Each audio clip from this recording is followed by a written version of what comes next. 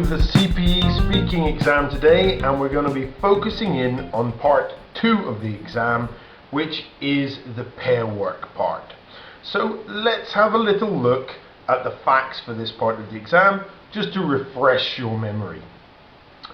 In this part of the exam, you and a partner will be working together. Keywords there, working together.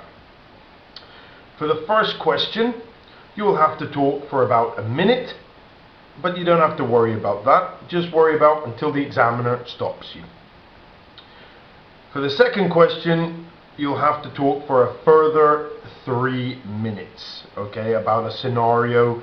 And what I'm going to do now is actually have a look at an example question and guide you through it, and then afterwards I'll be giving you some tips to help you boost your marks in this area.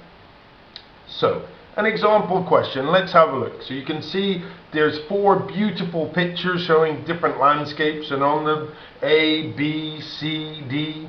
Okay, so the examiner will say to you, in this part of the test, you're going to do something together. Here are some pictures showing different places. He'll give you the pictures. Look at pictures A and C. So he's going to tell you, or she's going to tell you specifically what pictures to look at. And there'll be 2 of them, A and C, and talk together about the sounds you could hear in these places. So again, you're working with your partner, so you're going to maybe talk about the sound of running water in the waterfall, and you constantly have to say, you know, what do you think? Do you agree with me? Or what sounds would you associate with the forest? You've got to work and ask your partner questions.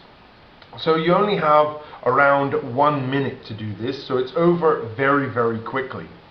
After this, the examiner will say to you, thank you. Now I'd like you to have a look at all the pictures. I'd like you to imagine that some students are doing a project about ecotourism. So they'll give you a scenario or a situation, which could be pretty much anything. So you've got to listen very carefully to these instructions. Talk together about why these places would be popular with tourists and which one would be the best magazine cover for a magazine promoting ecotourism. And then off you go.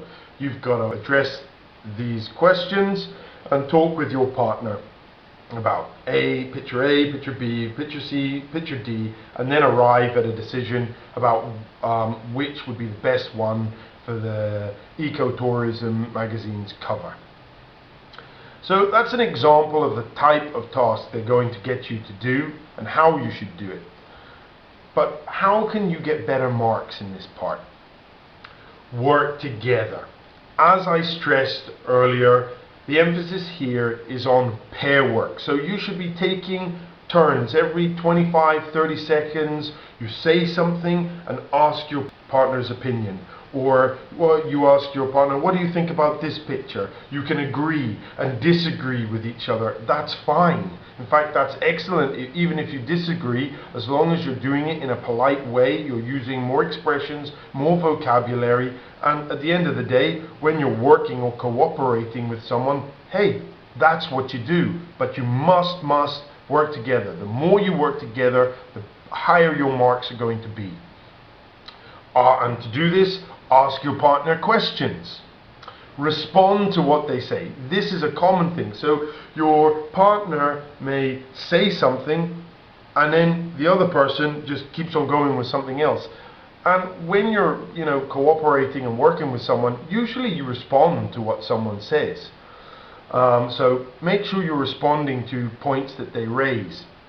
And by doing this as well, it also, remember, you've got to be speaking for about 3 minutes during this part, so you need to take your time. Learn a wide variety of expressions. Now this is very important as well. You should know all the expressions. What do you think? What's your point of view? I see what you're saying, however, I'm not so sure I agree. You need to know all these kinds of expressions by now, and you need to be using them confidently and easily. Don't interrupt and dominate the discussion. Now, this is very common because there are two candidates. You may not know each other, so there is a chance that one candidate is stronger or is more fluent than the other one. You should never interrupt your partner when they are speaking. Unless of course they just won't keep quiet, in which case you're allowed to say, sorry, can I just add something, or sorry, I would like to add. Yeah, politely interrupt, or dominate the discussion. And this, for those candidates who love English and who want to speak, do be careful of this, because you will be marked down if you don't let your partner speak. Remember, the emphasis is on pair work. You're working together. You say something, let your partner speak. Okay, you can respond to what your partner says, but let them speak. You can't interrupt or just dominate the discussion. It's bad. For example, you should never be talking for like a minute and a half during this part by yourself. Never. Listen carefully to the task at the start. Now this is, as you saw, they give you quite a lot of information, like from the task we were looking at. They said, that it was for an eco-tourism. You had to, I think, say about what eco-tourists, first of all, would enjoy about each place. So you have to make sure that you address this part of the question, and then you had to choose one picture which was going to go on to the eco-tourism magazine's front cover. So you had two kind of things to do. So listen carefully to that task. If for any reason you're not sure what you are meant to do, feel free to ask a question. After you've heard the task, ask a question. Sorry, can I just check that, so we need to do this and do this. That's fine, because again, if you're uncertain of instructions, that's what you do. I hope these tips have been useful.